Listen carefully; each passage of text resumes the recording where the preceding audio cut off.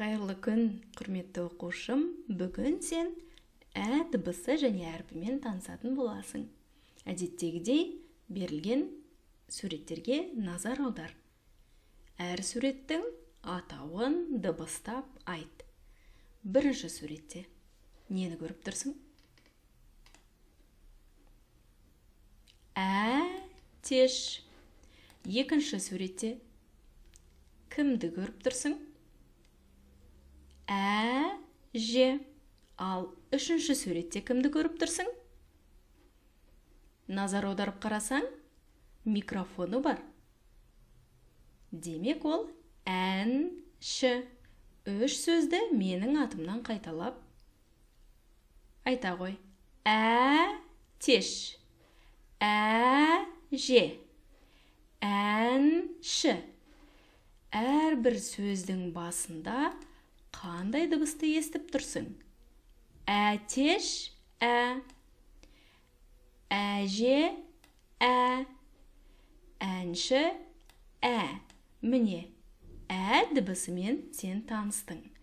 Ә дауысты жіңішке дыбыс. Ендеше тапсырманы орындап көр. Берілген суреттердің ішінен ә дыбысынан басталатын сөзді тап.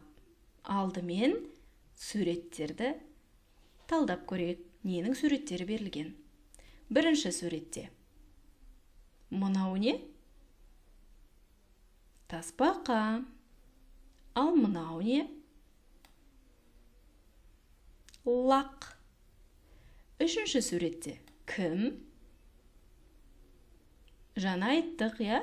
Әнші. Және соңғы суретте робот. Енді әр сурет қандай әріптен басталып тұр екен? Айтайық. Тасбақа Т. Лақ Л. Әнші Ә. Робот Р. Сонымен ә деген дыбыстан басталатын сөз қайсысы?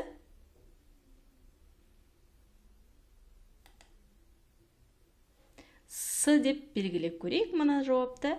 Әнші сөзі ә дыбысынан басталады екен. Сен де дұрыс таптың деп ойлаймын. Сонымен кешегі өткен а дыбысын және бүгінгі өткен ә дыбысын қайталап есіңнен шығарма. Келесі сабақта кездескенше.